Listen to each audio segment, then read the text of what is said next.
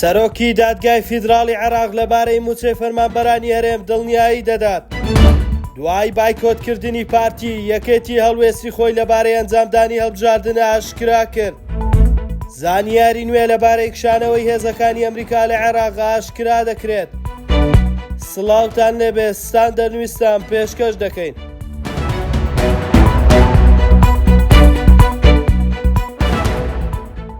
سەرۆکی دادگای فیدراڵی عێراق ڕایدەگەێنێت بە فەرمانبەرانەی هەرێمی کوردستان کە بەهۆی کێشەی هونەریەوە دروستکردنی هەژماری بانکی دوا دەکەوێت دەتوانن بە کاژ موچەکانیان وەربگرن. جاسم محەممەد عەبود سەرۆکی دادگای فیدراڵی ئەوەشی خسەر و پێویستە ناردنی پارە بۆ موچەخۆرانی هەرێم بەردەوام بێت تاوەکو پرۆسەی بە بانکی کردنی جێبەجێ دەکرێت. سەرۆکی دادگای فیدراڵی ڕاشی گەیاندووە بە گوێرەی ڕێکارەکانی وەزارەتی دارایی عێراق ڕێو شوێنەکانی پرۆسەی بە بانکی کردن کاتی پێویستە. جاسم عەبود دەڵێت لە پەیوەندی بەردەوام دەبین لەگەڵ سەرۆک کۆمار و وەزارەتی دارایی بۆ چارەسەرکردنی ڕێگریەکانی بەردەم بڕیارەکە.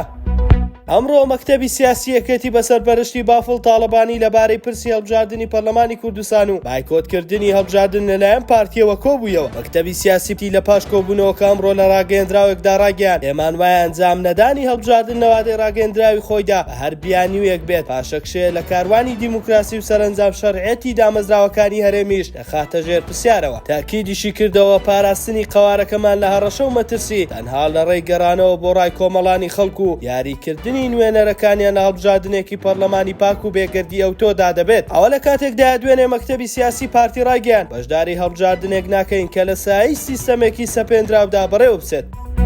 ڕۆژنامەی عەرەبی ئەلجەدید بە راپۆرتێک بە ناونیشانی دەستکاریکردنی ڕۆڵی هاوپەیمانی نێودەوڵەتی لە عێراق نەکشانەوەی بڵاو کردوتەوە و ئاماژەی بەوە داوە سێ لیژنەی لاوەکی سەربازی لە عێراق و ئەمریکا بەردەوامن لە ئامادەکردنی هەڵسەنگاندنێکی ئەمەلایەنە بۆ ڕەوشی ئەمنی عێراق. لەوانەش ڕادەی ئەو مەترسیەی داعش دروستی کردووە و دڵنیابوونەوەی ڕێکخراوەکە ناگەڕێتەوە سنووری نێودەوڵەتیەکان لەگەڵ وڵاتانی دراوسێ و پێویستی ئێستا بۆ هاوپەیمانی نێودەوڵەتی لارکەکانی وەک پشتیوانی ئاسمانی، زانیاری، هەواڵگیری و تەقەمەنی و هیتر بەردەوام بێت. بەرپرسێکی حکوومەتی عێراق بە ڕۆژنامەکەی ڕاگەیاندووە خولەکانی ئێستای گفتوگۆکان کەسێ کۆبوونەوە بووە باسییان لە بیرۆکەی مانەوە یان ڕۆیشتنی ئەو هێزانە نەکردووە بەڵکو کۆبوونەوەیەکی تەکنیکی سەربازی و ئەمنی بوون باسییان لە ڕەوشی ئەمنی وڵات و ئامادەی هێزە عێراقیەکان شوێنەکانی مەترسیان کە لێنە ئەمنیەکان و تاوتوێ کراون. ئەمە جگە لە پێویستیەکانی هێزە عێراقیەکان بۆ پشتیوانی پاڵپشتی ئاسمانی، ڕووماڵکردنی هەواڵگیری و شیکردنەوەی زانیاری بەتایبەت سەبارەت بەلایەنی سووریا کە داعش بە شێوەی شانە بڵاو